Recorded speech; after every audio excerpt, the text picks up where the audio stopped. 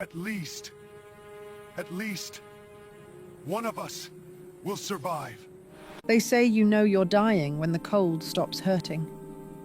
I learned that truth, face down in the snow, my fingers blue and useless, wrapped around a wolf cub I'd never met before.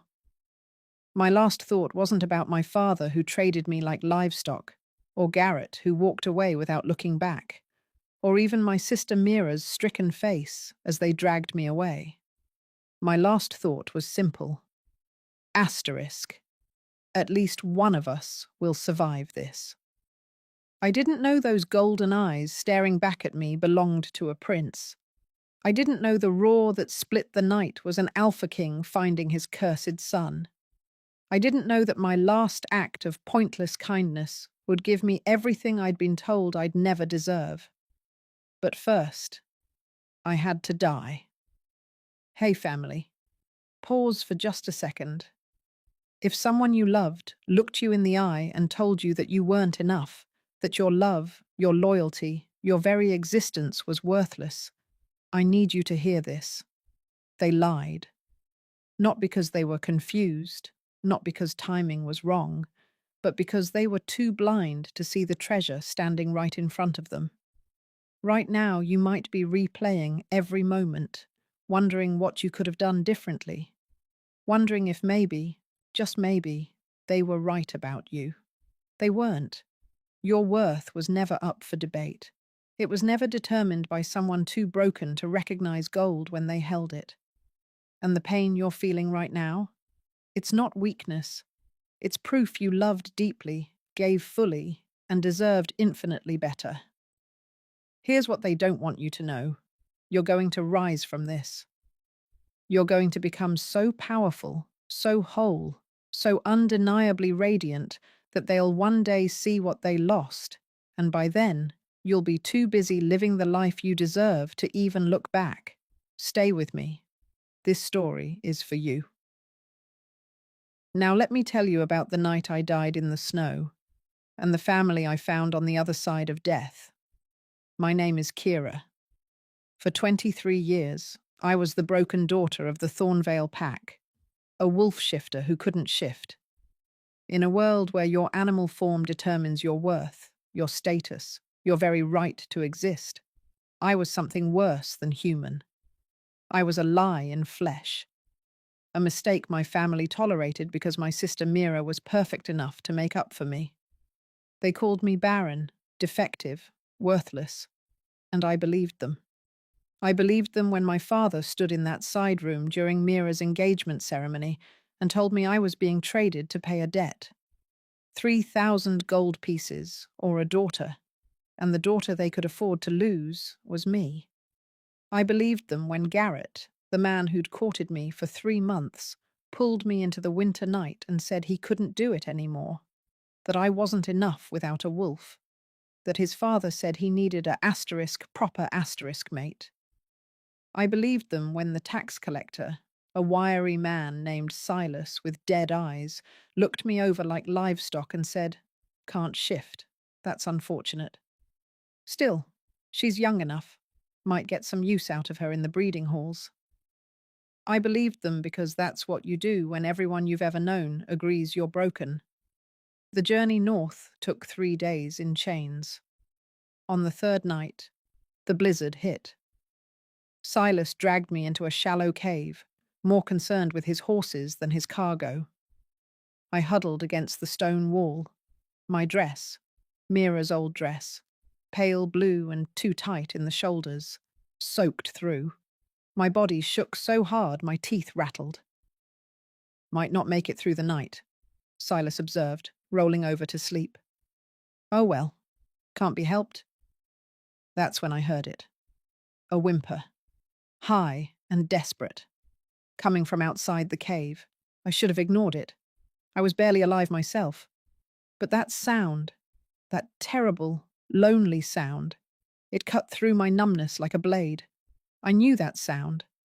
I was asterisk that sound. So I crawled. Out into the blizzard, into the wall of white and wind and killing cold. And there, pinned beneath a fallen branch, was a small black wolf cub. His golden eyes met mine.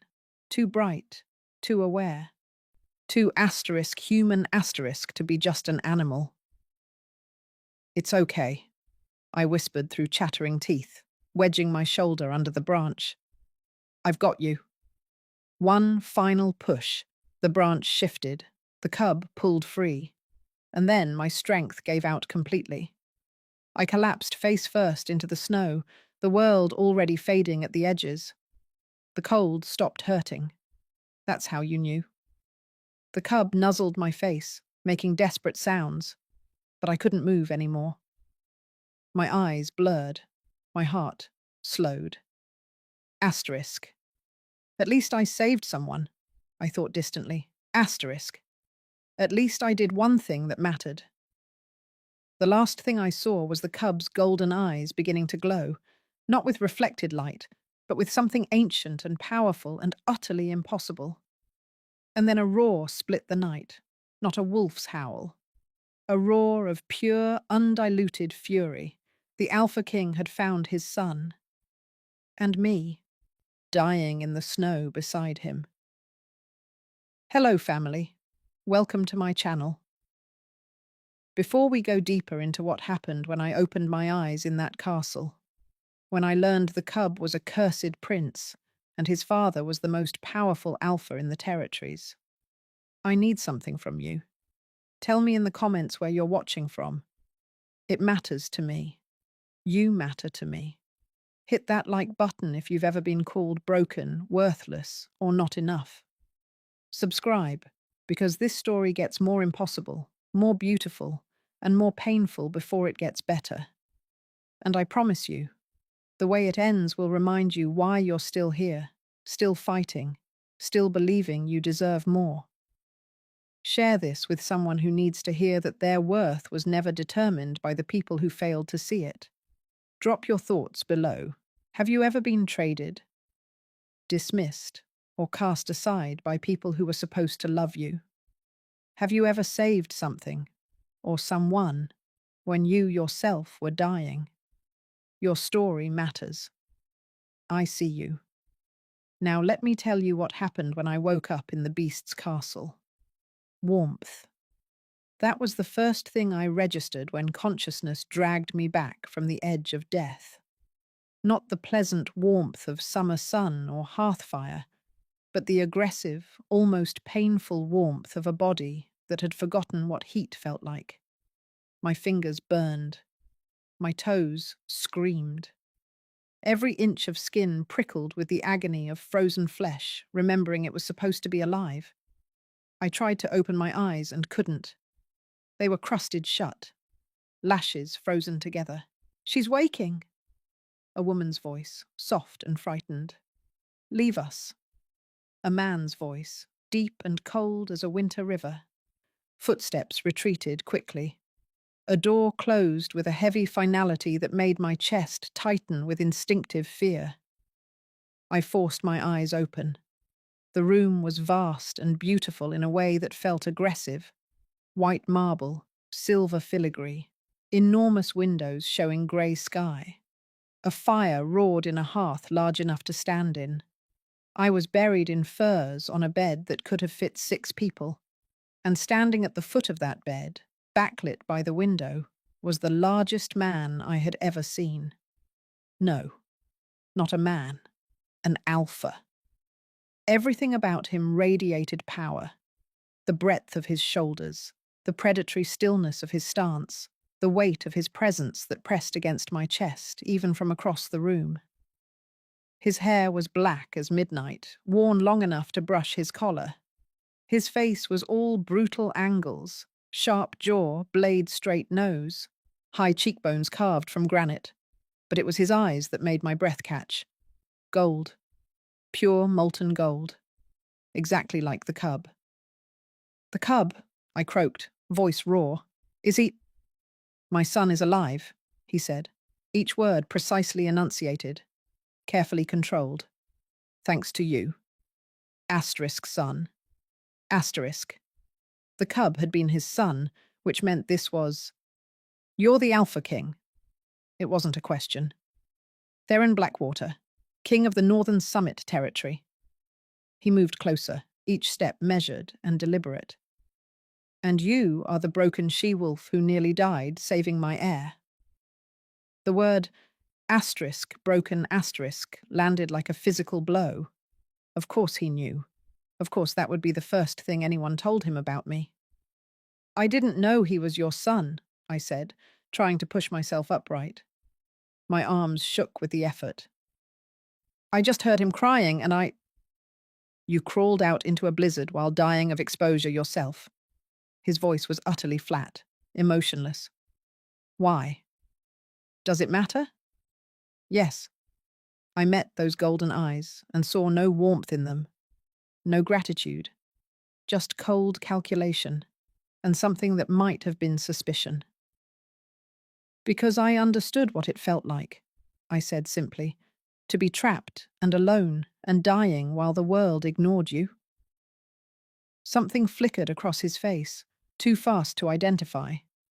He moved to the window, putting distance between us. You've been unconscious for 3 days, he said. My healers weren't certain you would wake. Severe frostbite, hypothermia, malnourishment, dehydration. Your body had started to shut down. 3 days. Silas would be long gone. Would he report me dead? Would my family even care? The man who had you, Theron continued, voice dropping into something darker. Where is he? I don't know. He was taking me north to... I stopped. Did it matter where Silas had been taking me? You were payment for a debt. He turned back to face me, and there was something terrible in his expression. Your father's debt, meant for the breeding halls, or worse. I said nothing. What was there to say? He knew the truth of what I was worth. You saved the Crown Prince of the Northern Summit, Theron said slowly.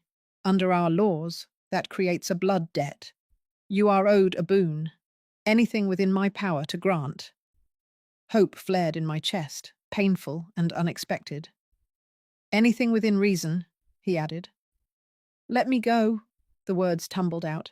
Just let me go. Give me enough gold to start somewhere new, somewhere no one knows I'm broken. And I'll disappear. You'll never see me again. Your debt will be paid. His eyes narrowed. That's what you want? To run? I want to be free, I corrected. To live without being reminded every single day that I'm worthless. To exist somewhere that my broken wolf doesn't define my entire existence. No. The word hit me like a slap. What? No, he repeated. I won't grant you that boon. Anger surged through me, hot and sudden and unfamiliar. I'd been numb for so long that feeling rage felt almost foreign. You said anything within your power, I said. Within reason he interrupted, and letting you leave is not reasonable. Why? I demanded, pushing myself fully upright, despite the way my head spun. Because you don't trust me? Because I might tell someone about your son? I don't even know what happened. One moment he was a cub, and then there was this roar and... My son is cursed. The words dropped into the space between us like stones into still water. Theron moved closer, each step deliberate. He can shift into his wolf form, but he cannot shift back. He's been trapped as a cub for 2 months. Every healer, every witch, every blood mage in the kingdom has tried to break it. Nothing works. I stared at him. That's not possible. Shifters can't get stuck. My son is stuck. His voice was hard as iron, and the curse is killing him. Every day he remains in wolf form, more of his humanity slips away. In another month, maybe 2, there won't be anything of my child left, just an animal wearing his shape. The horror of it settled over me. To be trapped in your wolf, unable to speak, unable to communicate, slowly losing yourself piece by piece. I'm sorry, I whispered, but I don't understand what that has to do with me. You touched him while he was in wolf form, and you have no wolf of your own. Theron crouched down, so we were eye level, and this close I could see the exhaustion carved into his face, the desperate edge beneath the control. Every shifter who touches him feeds into the curse, their wolf recognizing his, trapping him further. But your touch didn't hurt him, didn't strengthen the binding. Understanding crashed over me. You think I can help break the curse? I think you're the only one who might be able to touch him without making it worse. He stood abruptly, pacing to the fire. The witches say the curse must be weakened before it can be broken.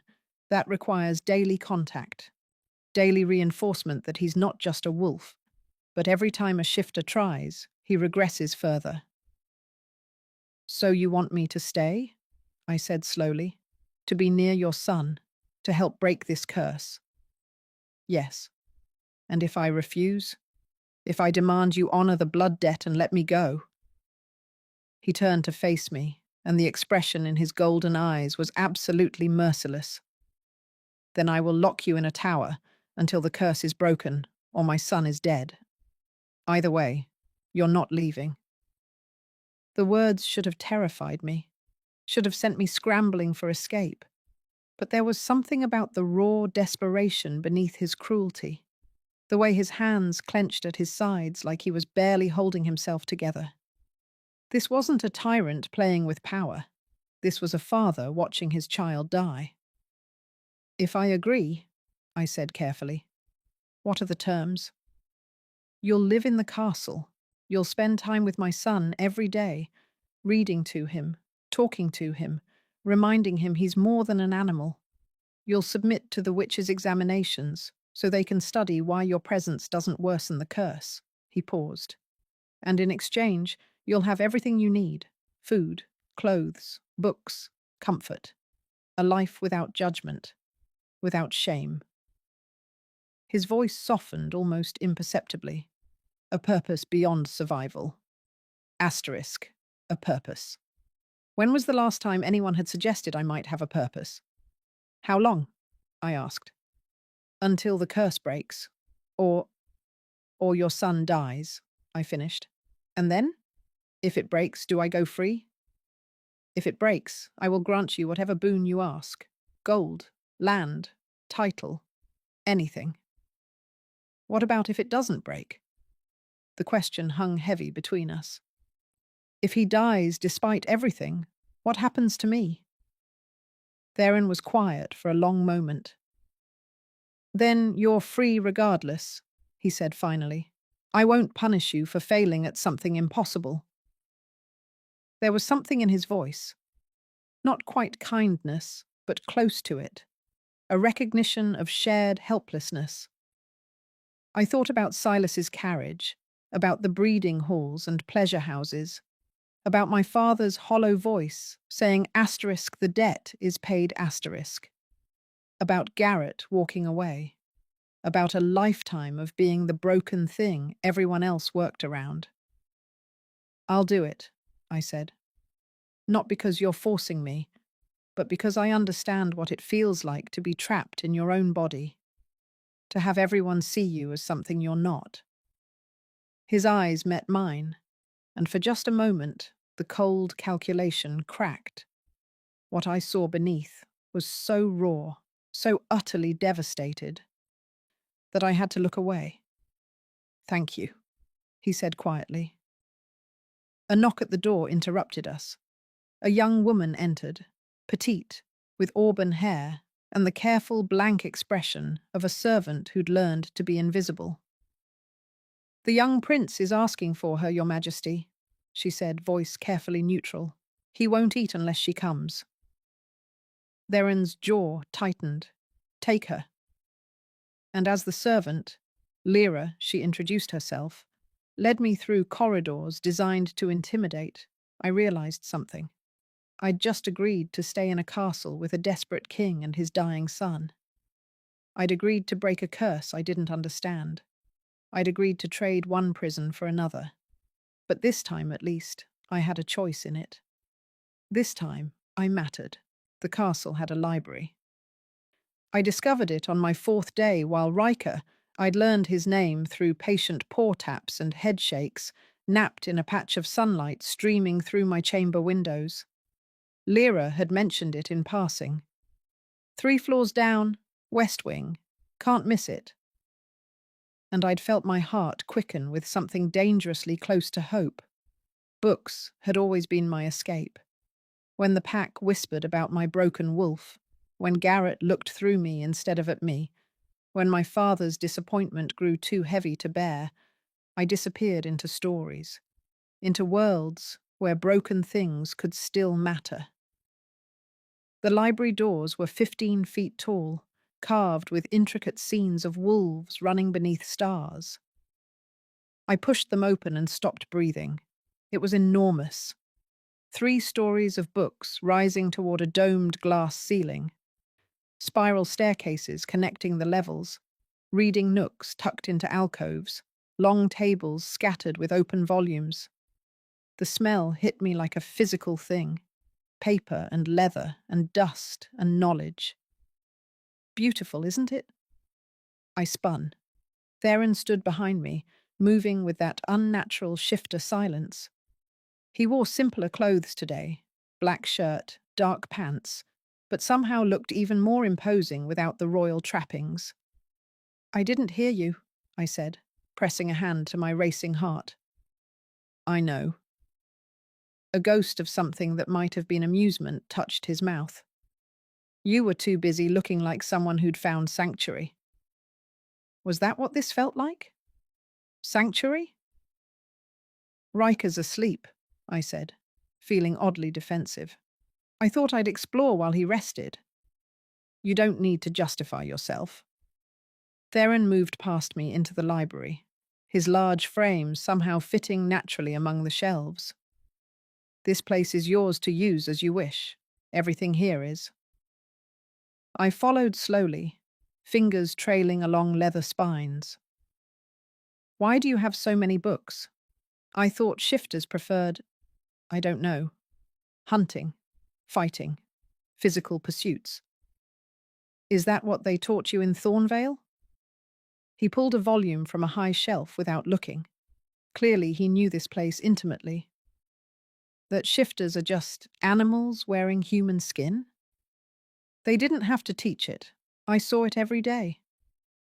Then your pack is made of fools. He set the book on a nearby table, something with a title in a language I didn't recognize. The Northern Summit has the largest library in the shifter territories. Knowledge is power, always has been. I picked up the book he'd set down, studying the strange script. What language is this? Old Lupine, the language the first shifters spoke. He moved to another shelf, pulling down 3 more volumes. The curse on Riker uses Old Lupine binding magic. I've been trying to understand it, but my knowledge only goes so far. He looked exhausted. In the library's soft light, I could see the shadows under his eyes, the tightness around his mouth that spoke of sleepless nights and grinding worry. When did it happen? I asked quietly. The curse. Theron was silent for so long I thought he wouldn't answer. 2 months ago, there was an incident. A witch came to court, claiming she could enhance shifter abilities. She performed a demonstration on Riker. His hands clenched on the book he held. It was supposed to make his first shifts easier when he came of age. Instead, it trapped him. Where is she now? The witch? Dead. The word was flat. I executed her myself the moment I realized what she'd done. But she died laughing, saying the curse would hold until... He stopped abruptly. Until what? His golden eyes met mine.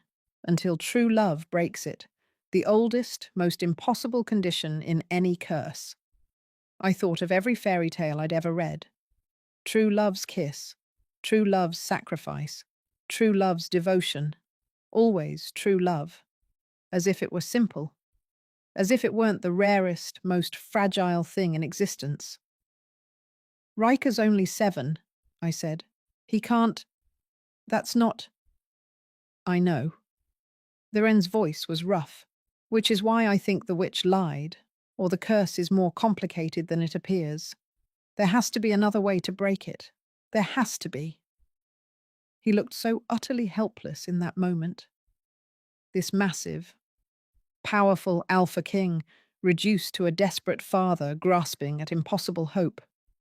We'll find it, I heard myself say, in these books, in the witch's knowledge. Somewhere, we'll find the answer. Why do you care? The question came out sharp. You could leave. The blood debt is satisfied by your presence alone.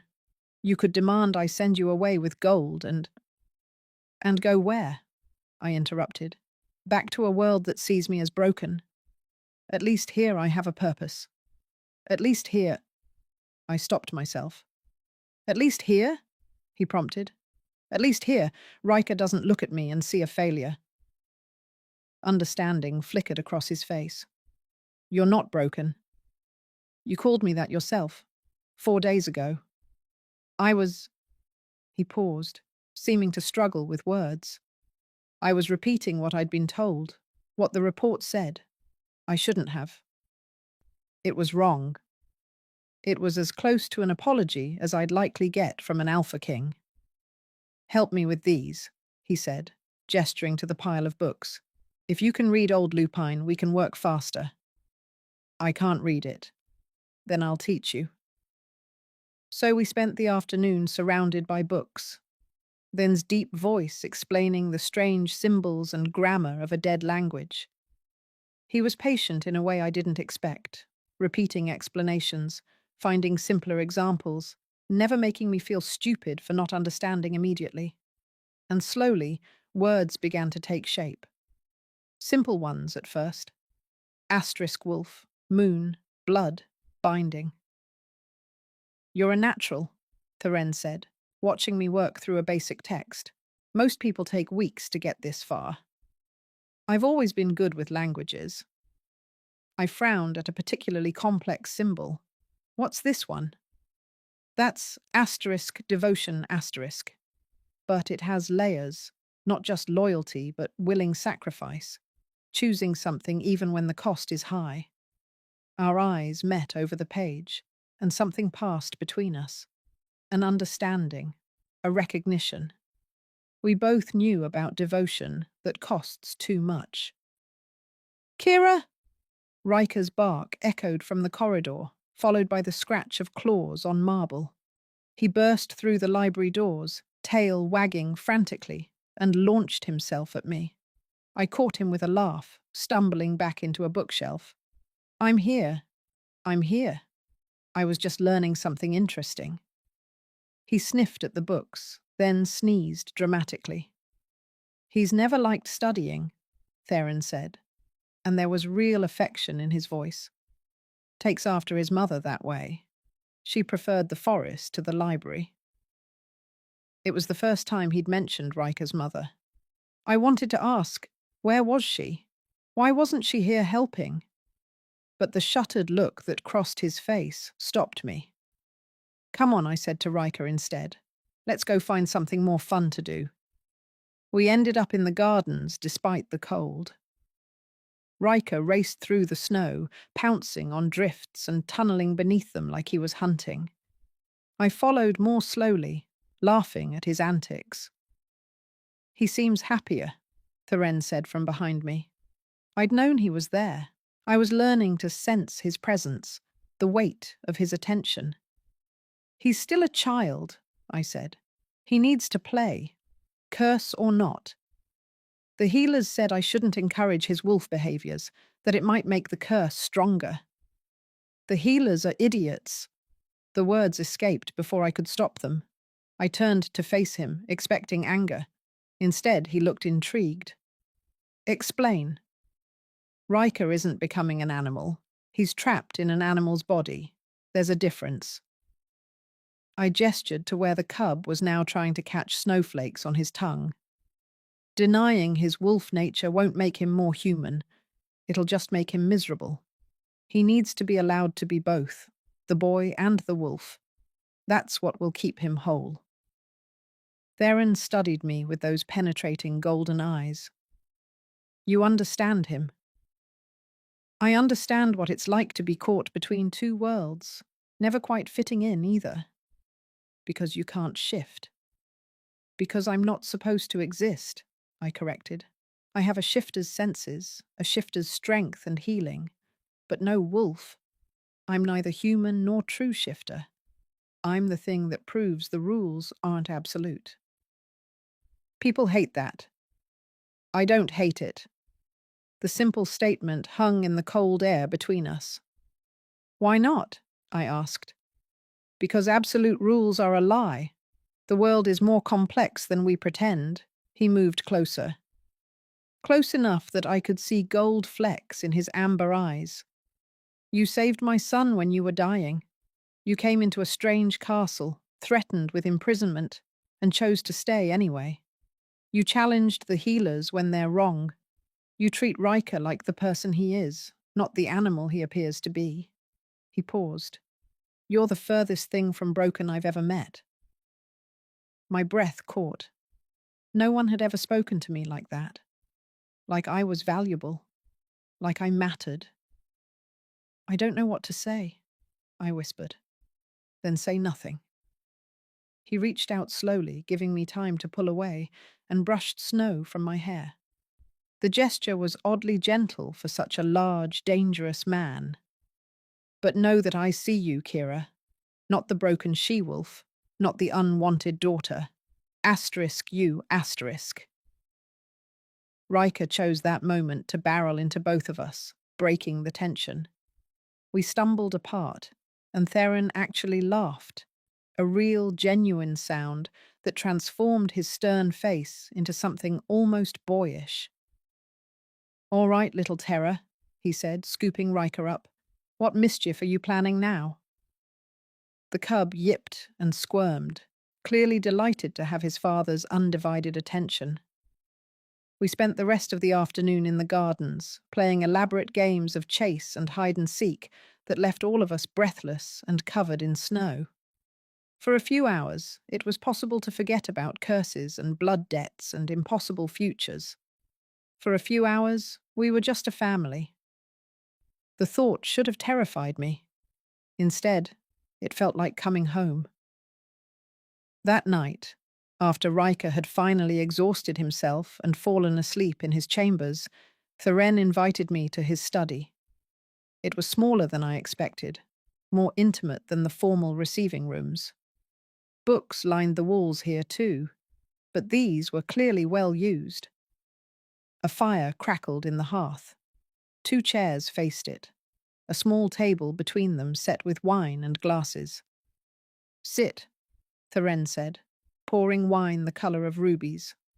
Please. I settled into one of the chairs, butter-soft leather that seemed to embrace me. The wine was sweet and warm, spreading heat through my chest. I want to apologize, Theron said abruptly, for how I treated you when you first woke, for the threats, for making you feel like a prisoner. You were desperate. I understand. Understanding doesn't make it right. He stared into his wineglass. I've been not myself since the curse. Since before that, if I'm honest. Riker's mother, I said quietly. It wasn't a question. She died 2 years ago. Hunting accident. His voice was carefully controlled. One moment she was there, laughing, alive. The next, he drained his glass in one swallow. I'm sorry. She would have liked you. A sad smile touched his mouth. Ara didn't care about protocol or proper behavior. She spoke her mind, challenged anyone who was wrong, and loved Riker with a fierceness that scared me sometimes. He looked at me. You remind me of her. The way you don't back down. The way you see Riker as a person first. She sounds remarkable. She was. He poured more wine, his movements heavy with old grief. After she died, I threw myself into being king. into duty and responsibility and making sure the kingdom ran perfectly. I thought if I could control everything else, I could protect Riker from more pain. His voice cracked. But then the witch came and I failed him anyway. I let her near him. I trusted the wrong person. And now my son is trapped because I couldn't protect him. The words were raw, bleeding. Theron, look at me. His golden eyes met mine, and I saw the guilt eating him alive. This isn't your fault, I said firmly. The witch lied. She manipulated. She chose to curse an innocent child. That's on her, not you. I should have known. You're not all-powerful. You're just a father trying his best. I reached out, and before I could second-guess myself, took his hand. His fingers were warm and calloused against mine. And you're doing everything possible to save him. That's what matters.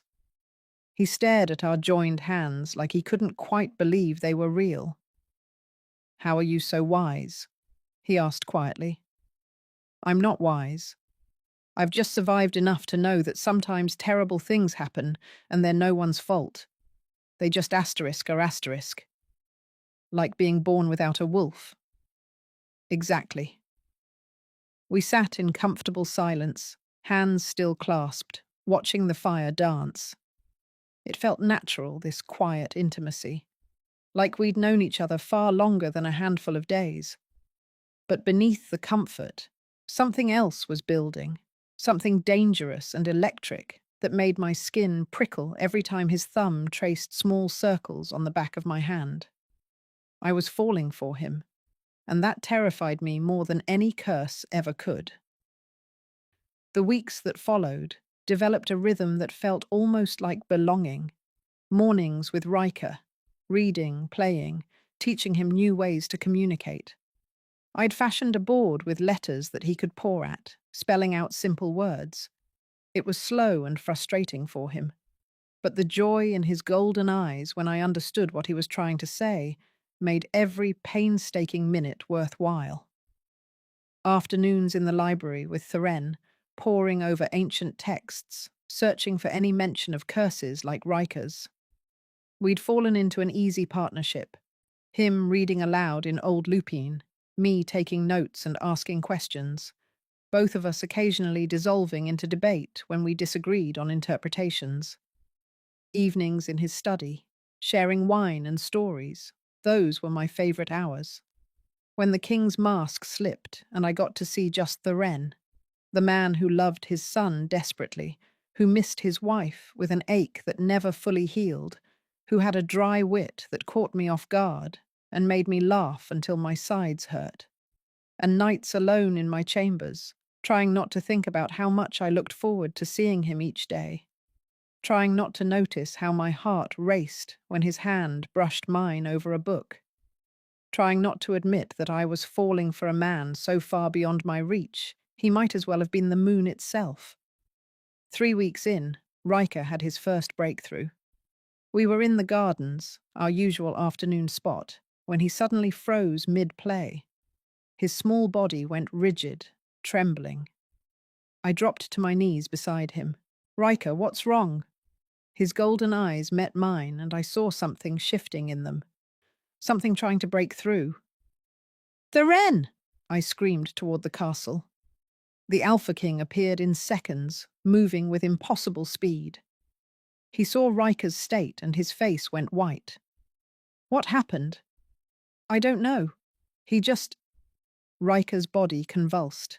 For a terrible moment I thought the curse was killing him right there, but then his form flickered. Just for an instant I could see the ghost of a boy superimposed over the wolf. Dark hair, his father's features, 7 years old and terrified. Then he was just a wolf again, collapsing in the snow. Riker!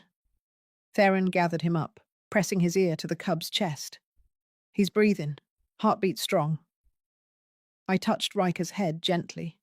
His eyes opened, exhausted, but aware. He licked my hand once. I'm okay. What did you do?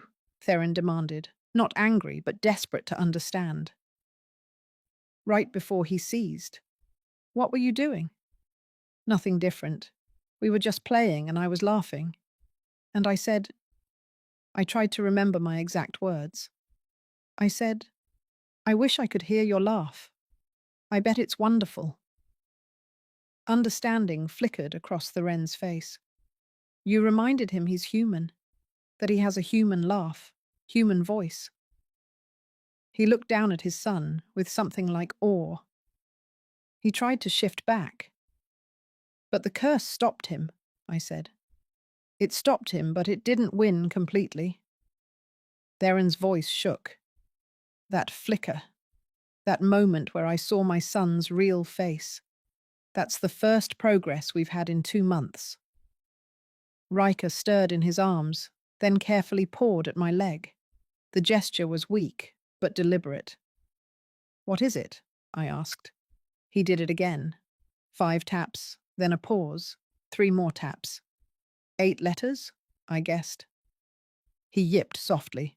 2 words, 5 and 3. It took longer than usual. He was clearly exhausted, but eventually I understood. Asterisk. Thank you. Oh, Riker. I stroked his fur gently. You don't have to thank me. We're in this together, remember? He pressed his head against my chest, and I felt his small body relax. Within minutes, he was asleep. Take him inside, I said to Theren. He needs to rest. Come with us. It wasn't a command. It was a request, a need. So I followed. We settled Riker into his enormous bed, piling furs around him. He looked so small, so vulnerable, even with the progress he'd made. He's stronger with you here, Theren said quietly as we stood side by side, watching Riker sleep. He tries harder, fights more. He has something to fight for, I said, the possibility of being heard. Is that what you fight for? Being heard. I looked at him sharply. His golden eyes were fixed on me with an intensity that made my skin prickle. I used to, I admitted. I used to think if I could just make people understand that I was still valuable, still worth something despite being broken, then everything would be okay. But no one wanted to hear it. I want to hear it. The simple statement hit me like a physical blow. Why? I asked. Because you matter to me. He said it like it was obvious, like it wasn't the most devastating thing anyone had ever told me. Because in 3 weeks, you've become essential to this family. Because He stopped, jaw tightening. Because I look forward to seeing you every day, more than I should. My heart hammered against my ribs. I know. He turned away, putting distance between us. I know this is complicated. You're here because of a blood debt, not by choice. You're helping Riker, not courting his father. What are you feeling? The question escaped before I could stop it. He was silent for so long, I thought he wouldn't answer. Then, voice rough, like I'm waking up after 2 years of sleepwalking, like the world has color again, like I want things I have no right to want. What things? You. He turned to face me, and the raw honesty in his expression stole my breath. I want to know everything about you. I want to hear your thoughts on every book we read. I want to make you laugh, because your laugh is the best sound I've heard in years. He stopped himself. But you should be free to choose your own path, not trapped here by debt and duty. I moved closer, closing the distance between us. What if I don't feel trapped? His eyes widened slightly. Kira, what if I look forward to our afternoons in the library? What if I go to sleep thinking about our evening conversations? What if I swallowed hard, gathering courage. What if I'm falling for you too and it terrifies me? Why does it terrify you? Because nothing good has ever stayed in my life. The admission cracked something open in my chest. Everyone I've ever cared about has left. My mother chose my father's decision over me. Garrett chose his pack's expectations over me. Even Mira. She didn't fight for me. No one fights for me. I would. 2 words. Simple and absolute. You don't know that, I whispered. Yes, I do. He reached up slowly, giving me every chance to pull away, and cupped my face in his large hands. I would burn kingdoms for you, Kira. I would defy every law and tradition. I would... Don't make promises you can't keep. I don't. His thumb brushed across my cheekbone, infinitely gentle. I'm an Alpha King. My word is law. And I'm telling you, with everything I am, that you matter, that I see you, that if you choose to stay, not because of debt, but because you want to, I will spend every day proving you made the right choice. Tears spilled down my cheeks. I don't know how to believe that. Then let me show you. He leaned his forehead against mine, our breath mingling. Let me prove it, however long it takes. We stood like that, holding each other in the dim light of Riker's chamber. And something fundamental shifted between us. This wasn't just attraction. This wasn't just gratitude or convenience or forced proximity. This was real, and it was terrifying. A soft yip broke the moment. We pulled apart to find Riker awake, watching us with knowing golden eyes. If a wolf could smirk, he was doing it. How long have you been awake? Theron asked suspiciously. Riker just wagged his tail and pawed at me. 5 letters. Asterisk M-I-N-E. Asterisk. Yours? I laughed. I'm your friend, Riker. I'm not anyone's possession. He shook his head and pawed again, more insistently, then pointed his nose at Theron, then back to me. Understanding dawned. You're saying I'm part of your family? Enthusiastic yipping and spinning. Yes, Theron said softly. You are. The declaration settled over me like a warm cloak. Asterisk family. Asterisk. I had a family again. But 3 days later, everything shattered. I was in the library when Lady Morgana appeared, the high priestess I'd met briefly at Riker's presentation ceremony. She moved like smoke, silent and inevitable. Kira, she said, settling into the chair across from me. We need to talk. My stomach dropped. About what? About what happens next. She folded her hands primly. Riker can shift now, but the curse isn't fully broken. He can only hold his human form for a few hours before exhaustion forces him back. That's progress, certainly, but it's not freedom. We're working on it. Every day he gets stronger. Every day the kingdom gets more nervous, Morgana interrupted. An Alpha King whose heir is half cursed is vulnerable. Enemies see weakness. Allies see instability. What are you saying? I'm saying the council has been meeting. Her ice blue eyes held mine. And they've come to a conclusion about what's needed to break the curse completely. The way she said it made dread crawl up my spine. Tell me. The curse was laid with old lupine magic. The answer to the riddle, love, was correct. But curses of this magnitude don't break from love alone. They break from sacrifice. She leaned forward. Specifically, they break when the one who provides the catalyst surrenders what they value most. I didn't understand. Then I did. No. The curse feeds on attachment, on dependence. As long as Riker relies on you to maintain his human form, the curse has roots. You have to sever those roots by removing yourself entirely. That doesn't make sense. Love doesn't work that way.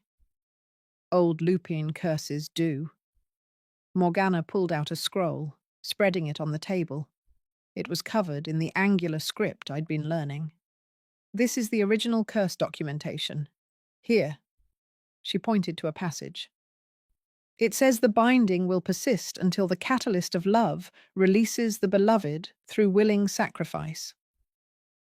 I stared at the words, my mind racing. Sacrifice doesn't have to mean leaving. It could mean anything. It means giving up what you most want for the good of the one you love. Morgana's voice was gentle now. Kira, everyone can see it. You love Teren. You love Riker. You found a family here, a home. Leaving will destroy you. Then I won't leave. Then Riker will never be fully free. She rolled up the scroll. He'll be trapped in this half-state forever. Eventually the strain will kill him. Maybe not today or tomorrow, but within a year. 2 at most. Her eyes were pitiless. You'll watch him die by degrees, knowing you could have saved him. I pushed back from the table, standing on shaking legs. Does Thren know about this? The council presented their findings this morning. He's with them now. She stood as well. He's refusing to even consider it, of course. Says he'll find another way. But Kira, there is no other way. The magic is clear. I need to talk to him. He's in the throne room, but be warned, the council is demanding an answer. They're threatening to declare Riker unfit to inherit if the curse isn't fully broken within the month. I ran. Through corridors I now knew by heart, past guards who'd learned to nod respectfully. Up the grand staircase to the throne room's massive doors. They were closed, but I could hear raised voices inside. I cannot ask this of her. Then's voice, raw with fury. I won't! Your Majesty, be reasonable? Reasonable? A crash, like something being thrown. You want me to choose between my son's freedom and the woman I love? How is that reasonable? It's not a choice. It's the only solution. I pushed open the doors. The throne room was vast, high ceilings, marble floors. Then's throne on a raised dais. A dozen alphas and advisors stood in a semicircle before him. All turned to stare as I entered. Then's face was a mask of rage and desperation. Kira, is it true? I asked, walking forward. My voice echoed in the enormous space. Will leaving break the curse? We don't know that for certain. But the magic suggests it, I said, cutting off whoever had spoken. Willing sacrifice. The catalyst releases the beloved. That's what the curse requires. Kira, don't. Thren stepped down from the dais, moving toward me. How long does Riker have? I asked Morgana, who stood among the council. If I stay? A year? Maybe 2, before the strain becomes too much. And if I leave? The curse should break within days, a week at most. I looked at Thren, really looked at him, saw the fear and fury and helpless grief in his eyes. I'll go, I said quietly. No. He was in front of me in an instant, hands gripping my shoulders. No, I forbid it. I'm the king and… Riker is your son, I interrupted. Your heir, the future of this kingdom. You're my future, he said desperately. You and Riker both. I won't choose. You're not choosing. I am. Tears streamed down my face, but my voice was steady. I'm choosing Riker's life, his freedom. Kira, please.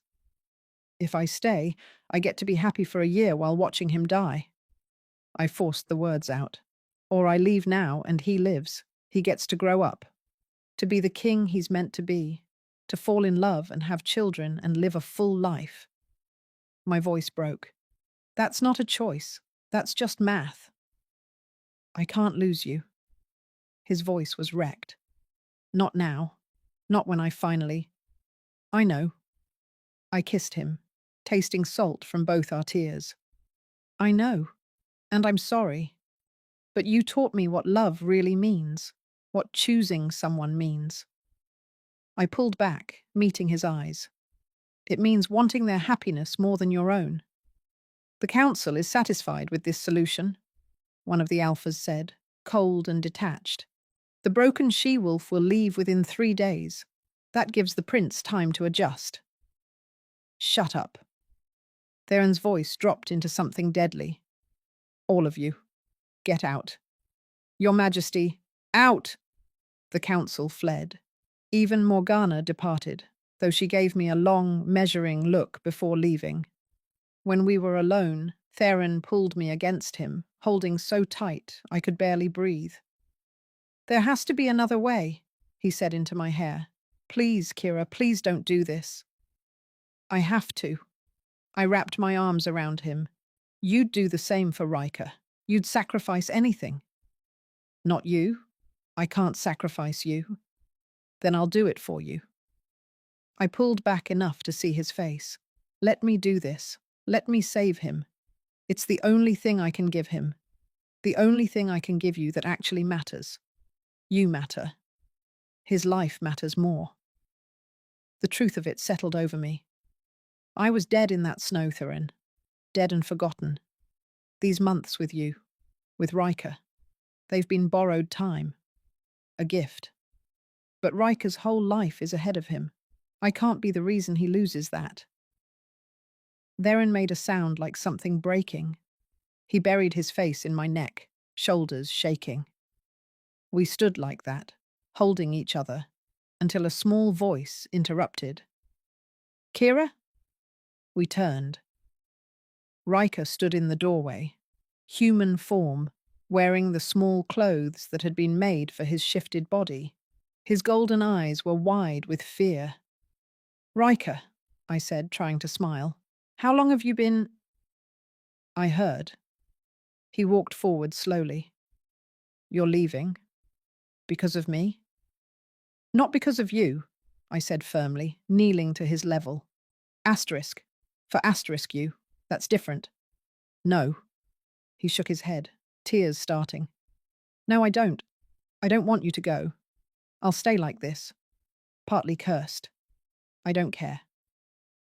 "But I care." I cupped his small face. "Riker, you deserve to be completely free. To shift whenever you want. To be strong and healthy and whole." "But you're my family," he whispered. "You can't. You're my mum." The word shattered me. "Oh, Riker." I pulled him into my arms. "I'll always be part of you. Always. Even when I'm gone, that bond doesn't break." "That's not the same." "I know." I held him while he cried, feeling Theron's hand heavy on my shoulder. "I know it's not fair. I know it hurts. But sometimes love means letting go." "I don't want to let go," Riker sobbed. "Neither do I." Theron knelt beside us, wrapping us both in his arms. The three of us stayed like that. A family breaking apart, trying to memorize the feeling of being whole. And I knew, with absolute certainty, that this sacrifice would break me in ways I'd never heal from. But it would save him. And that was enough. The cottage was perfect. That's what made it unbearable. Theron had arranged everything before I left. A small stone house on the edge of the eastern forests, far from any pack territory. Isolated enough that no one would bother me, but close enough to civilization that I could trade for supplies when needed. It had a well-stocked library, a garden that would flourish in spring, and enough gold hidden beneath the floorboards to last me several lifetimes. Everything I'd ever wanted. Except the two people who made any of it matter. I'd been there 3 days when the first letter arrived. A raven landed on my windowsill, a small scroll tied to its leg. I recognized the seal immediately. The black wolf on silver. My hands shook as I opened it. Asterisk Kira. Asterisk asterisk Riker held his human form for 8 hours yesterday. No exhaustion, no flickering. The healers say the curse is weakening rapidly. Asterisk. He asks about you constantly. I tell him you're safe and thinking of him. I hope that's true. Asterisk. I miss you. I know I shouldn't write that. I know this separation is necessary, but I can't pretend I don't feel the absence of you like a missing limb. Asterisk. Yours always. Asterisk T. Asterisk. I read it 17 times before I could bring myself to write back. My response was short. Safe. I told him I was glad about Riker's progress. I didn't mention that I cried myself to sleep every night, or that the cottage felt like a beautiful tomb, or that I woke up reaching for him and found only empty space. Some truths were too raw to share. The letters continued, once a week at first, then more frequently. Theron told me about Riker's progress, how he could shift at will now, how his strength was returning, how he was catching up on the childhood the curse had stolen. He told me about the kingdom, about political maneuverings and visiting dignitaries, and the endless responsibility of being king. He never mentioned moving on, never said he'd found someone else, but he also never asked me to return. And slowly, painfully, I started to build a life in my isolation. I tended the garden, coaxing vegetables from the rich soil. I read everything in the library, then traded for more books in the nearest village, a half-day walk. I taught myself to cook properly, to mend clothes, to exist in the quiet solitude of my own company. I learned to be alone, but I never learned to stop hurting. 6 weeks after I left, a different raven arrived. This one bore Morgana's seal, the crescent moon of the priestesses. Asterisk Kira. Asterisk asterisk. The curse is broken, completely. Riker is free. Asterisk. I thought you should know. Asterisk. The kingdom celebrates. The council is satisfied. Asterisk. And the Alpha King has not smiled once since you left. Asterisk. Whatever that's worth. M. I read the letter 3 times, then carefully burned it. Riker was free. That's what mattered. That's what I'd sacrificed everything for. The fact that my heart felt like it was being crushed in a vice, that I sobbed until I couldn't breathe. That was just the price of love. I'd known it would cost me everything. I just hadn't known how long forever would feel. 3 months in, Then's letters changed. Not dramatically, just small shifts in tone. More formal, more distant, like he was slowly learning to let go. Asterisk Kira. Asterisk asterisk Riker starts proper combat training next week. He's nervous, but excited. Asterisk. The spring council meeting went well. Several territorial disputes were resolved peacefully. Asterisk. I hope you're well. No more asterisk yours always. No more mentions of missing me, just updates, polite and careful. I told myself it was good, healthy, exactly what needed to happen.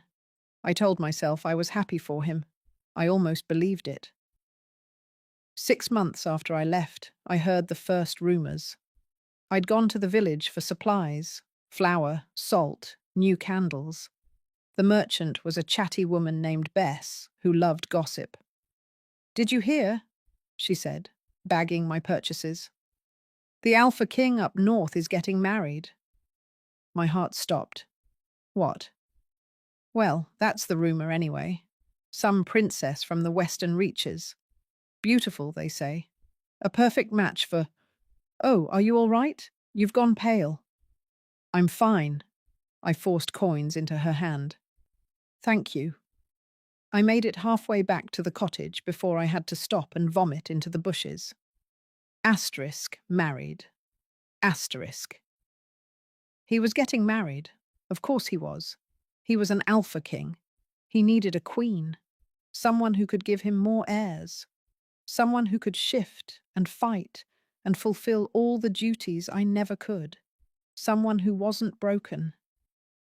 I told myself I had no right to be devastated, that I'd left, that I'd chosen this, that he deserved happiness. But knowing something intellectually and accepting it emotionally were two very different things. That night, I didn't write back to his latest letter, or the one after that. What was the point? He was moving on, building a new life. He didn't need letters from the woman who used to matter. 8 months in, Lyra appeared at my door. I almost didn't recognize her. She was dressed for travel, not in her servant's uniform, but her warm eyes were the same. "Kira," she said, breathless, "can I come in?"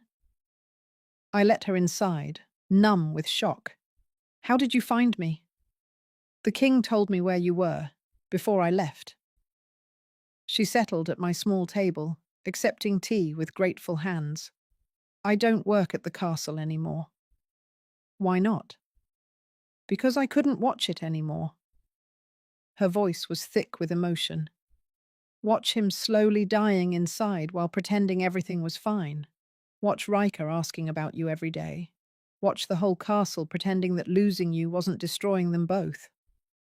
But the marriage? What marriage?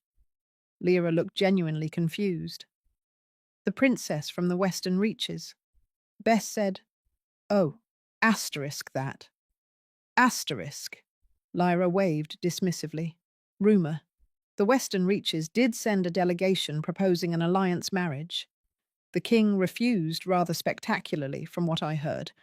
Told them he was already spoken for." Hope flared in my chest, dangerous and painful. "But he hasn't asked me to return." "Because he thinks you don't want to." Lyra leaned forward. "Kira, your letters stopped. He thinks you've moved on, that you're building a new life and don't want to be dragged back into castle politics and royal duties." "That's not—" "I thought he was moving on." "You're both idiots," Lyra said fondly. "Two people desperately in love, convinced the other doesn't want them anymore. He said he'd ask me to come back when enough time had passed. And you promised you'd try, but you stopped writing." She squeezed my hand. "Kira, he's not moving on. He's barely surviving. He does his duty, he cares for Riker. And then he locks himself in his study with your letters and pretends no one can hear him crying." The image broke me. "I didn't know." "Now you do." Lyra stood. "So the question is, what are you going to do about it?" I spent 3 days wrestling with the question. Part of me wanted to run back immediately, to throw myself at his feet and beg forgiveness for the silence, for the distance, for not being brave enough to believe we could have a future. But another part, the part that had been broken and discarded too many times, whispered caution. What if Lyra was wrong? What if the Wren had just been kind to a former servant?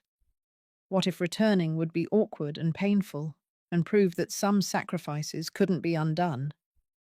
On the 4th day, a new letter arrived. Then's handwriting, but different.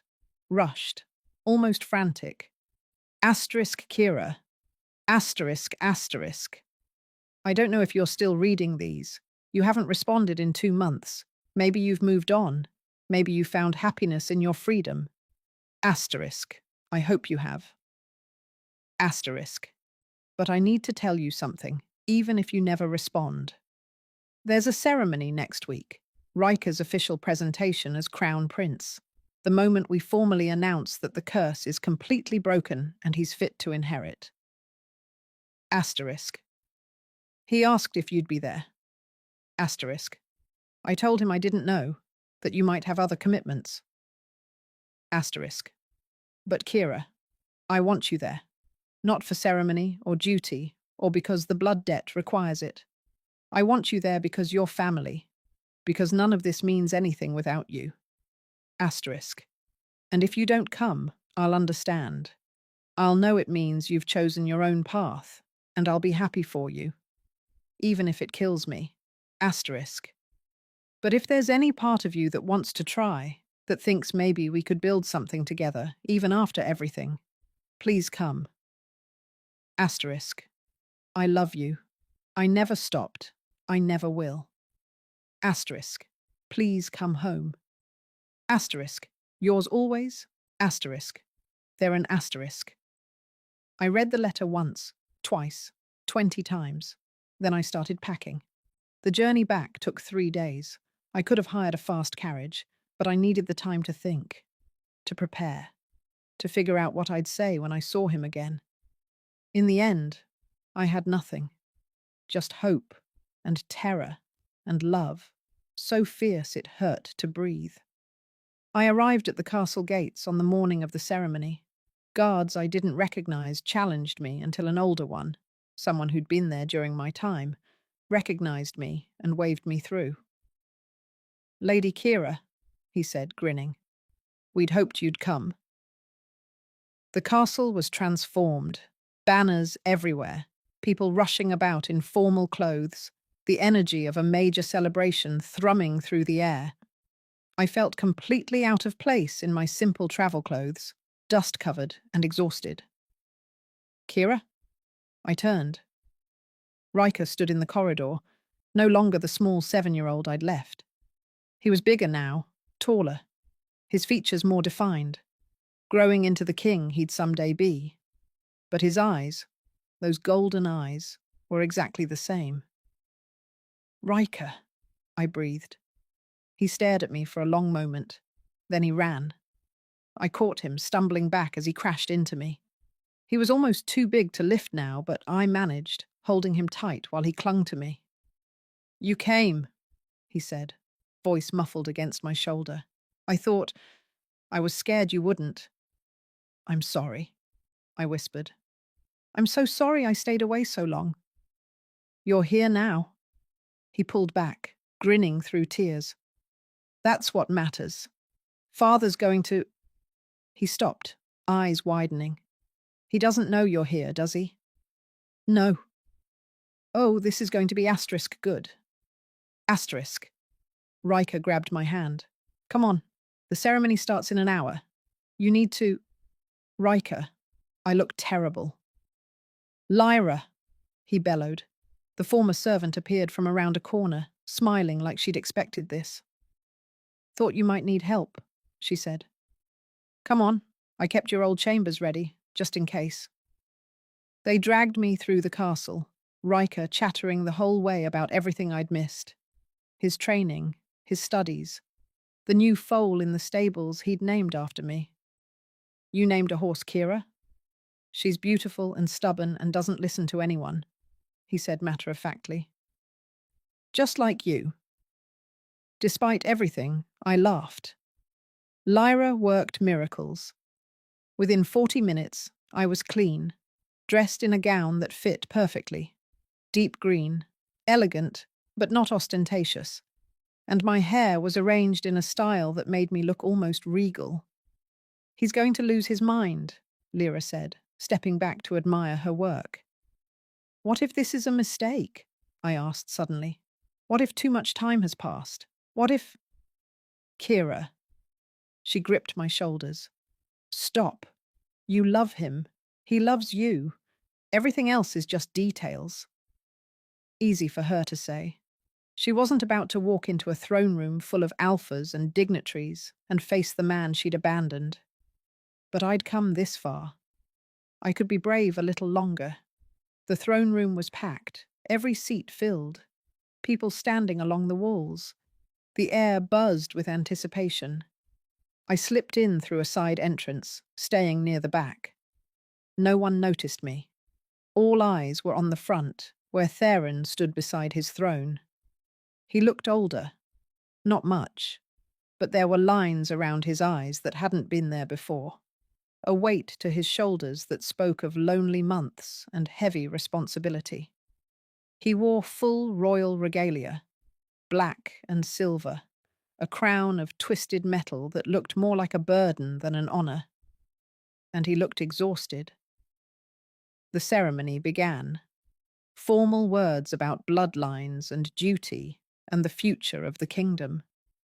Riker was presented, standing straight and proud, every inch the prince he was meant to be. And with the curse fully broken, the herald announced, Prince Riker is confirmed as the crown prince and heir to the Northern Summit. Applause thundered through the room. Theron placed a smaller crown on Riker's head, a circlet of silver. Then he spoke, voice carrying through the enormous space. "My son has faced darkness that would break most adults," he said. "And he survived because of courage, determination, and—" His voice cracked almost imperceptibly. And because someone believed in him when no one else could. Riker was scanning the crowd, clearly looking for me. Someone taught him that being trapped doesn't mean being lost, Thuren continued. That love is worth fighting for. That sacrifice is sometimes the truest form of strength. He paused. I wish she were here to see this moment, to see the man her courage helped create. Father, Riker said, loud enough to be heard. She is asterisk here. Then's head snapped up. What? Riker pointed directly at me. She came. Every head in the room turned. Theron's eyes found mine across the distance, and the expression on his face, shock and hope and desperate relief, made my knees weak. Kira, he breathed. And then he was moving. Stepping down from the dais, crossing the throne room with long strides. The crowd parted before him. He stopped in front of me, close enough to touch, but not touching, like he was afraid I'd disappear if he reached for me. You're here, he said. I got your letter. I didn't think... I thought you'd moved on. Never. The word came out fierce. I stopped writing because I heard you were getting married. I thought you didn't need... I'm not getting married. He did touch me then, hands cupping my face. There's only you. There's only ever been you. I'm sorry I stayed away so long. I was scared. I know. His thumb brushed my cheek. I was scared too. But you're here now. I'm here now, I confirmed. He kissed me, right there in front of the entire court. The Alpha King kissed me like I was air and he'd been drowning. The throne room erupted, gasps and whispers and shocked exclamations. I didn't care. I kissed him back, pouring a year of loneliness and longing into it, and felt pieces of my broken heart start to knit back together. When we finally broke apart, Theron rested his forehead against mine. Don't leave again, he whispered. Please, I can't survive losing you twice. I won't, I promised. I'm home, finally. Mum! Riker crashed into both of us, wrapping his arms around us in a fierce hug. You came back. You really came back. Of course I did, I said, holding him tight. I promised I'd try, remember? Is that a yes? Theron asked suddenly. To the question I asked before you left. Will you stay? I looked at him, this fierce, powerful, broken and healed again Alpha King, who loved me despite every reason not to. I looked at Riker, this brave, beautiful boy who'd fought his way free of a curse and called me Mum. I looked at the throne room full of witnesses, at the life I'd walked away from and somehow found my way back to. Yes, I said simply. Yes to everything. And for the first time in a year, I felt whole. 3 weeks later, we married in the castle gardens where Riker used to play, surrounded by family and the few people whose opinions actually mattered. Morgana officiated, speaking words in Old Lupine about souls recognizing each other across lifetimes. When Theron kissed me, when he took my hand and declared before witnesses that I was his chosen mate, his queen, his forever, I felt something shift in the very air around us. Power, recognition, the universe itself acknowledging our bond. And as I stood there with my family, my broken, beautiful, impossible family, I realized something. I wasn't broken anymore. Maybe I never had been. Maybe I'd just been waiting to find the people who could see me whole. Hey, family. Thank you for staying until the end. This story wasn't just about Kira finding love. It was about her discovering that her worth was never determined by the people who failed to see it. That different doesn't mean damaged, that sometimes the most broken hearts beat the strongest. If you're watching this and you've ever felt worthless, cast aside, or told you weren't enough, I want you to know something. You are seen, you are valued, and your story isn't over yet. Subscribe to this channel if you believe outcasts deserve happy endings too, because there are real people out there feeling broken, feeling worthless, feeling like Kira did, who need to see that their journey matters. Hit that like button if this story broke you and rebuilt you at the same time. Share this with someone who needs to hear it, someone who's been told they're not enough, someone who's still waiting to find their family. And drop a comment below. Tell me, have you ever sacrificed something precious for someone you loved? Have you ever been the outcast who found belonging? Your story matters. I see you. This is our community. A place where different isn't wrong, where broken things become beautiful, where love, messy and imperfect and brave, is enough to change everything. Thank you for being here. Thank you for believing these stories matter. Until next time, family, keep fighting, keep believing, keep knowing your worth. You deserve your happy ending too.